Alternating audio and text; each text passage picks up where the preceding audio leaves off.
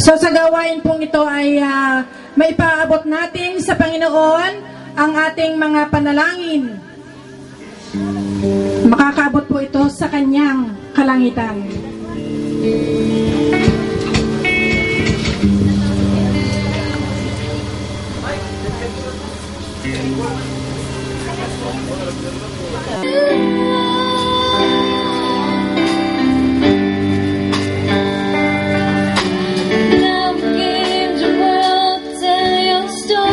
You've called me.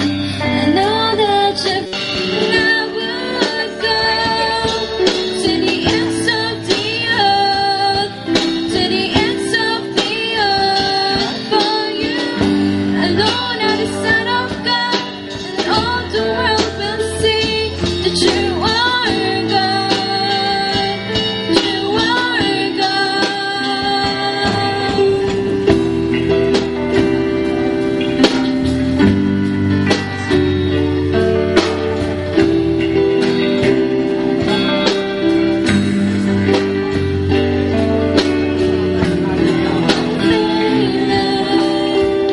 Overtaken my heart, you take me in, finding peace again. There is lost to know you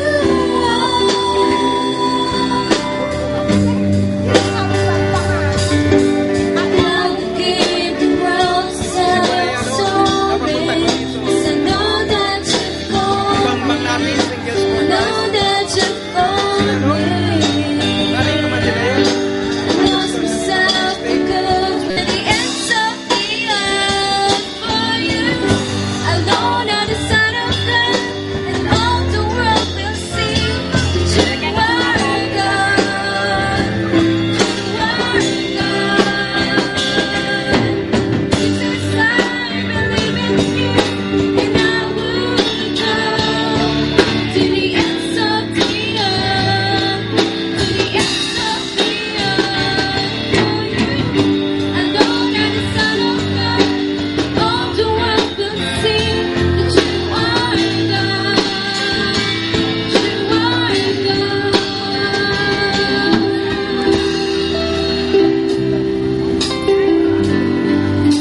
Sa ngalan ng Ama, ng Anak at ng Espiritu Santo.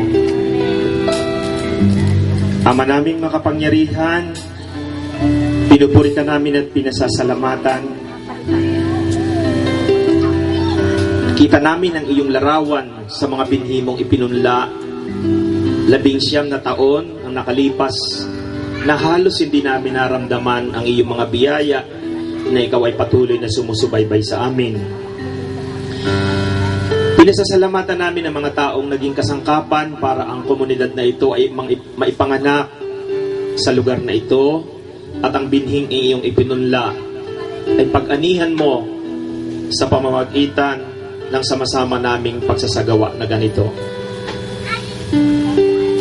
Batid namin na hindi kami marapat sa iyong harapan, pero pinupuno mo ng mga biyaya na siyang nagpapanatili sa amin para kami maging isang konkretong komunidad na may pagmamahalan, may paggagalangan, merong pagkakaisa, at higit sa lahat, pinapakilala mo na ang iyong larawan ay nababanaagan sa bawat isa sa amin. Naniniwala po kami na hindi mahalaga ang mga material na bagay kung hindi ikaw ang nangunguna. Pero nang dahil dito, iyong ipinagkakaloob at iyong ipinagtitiwala ang mga bagay na nagmumula sa iyong kapangyarihan para kami ay manatili dito.